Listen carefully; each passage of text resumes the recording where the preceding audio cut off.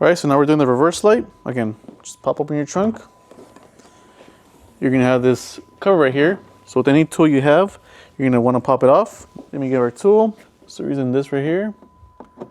You insert into these grooves and you pop off.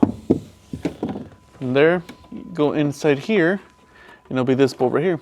So just turn counterclockwise, you pull out. So if the bulb is on, just be careful, it could be hot. We set this aside and we're gonna get our T-T15 bulbs. We have one here available and we're gonna plug it in. Again, if these bulbs, when you plug them and they don't turn on, like right there, they don't turn on, you unplug, you rotate 180. That means you flip it over the other way, the opposite direction, and you back in. And from there, you just line up back into your housing and lock in.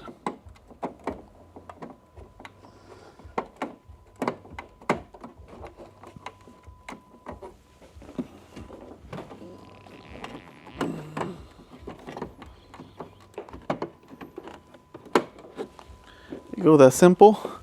Now it's done. Now you just make sure the cover goes back on. And there you go. You're done with the reverse light. Same steps for the driver's side. So let's close it down. You guys can see the performance of the product.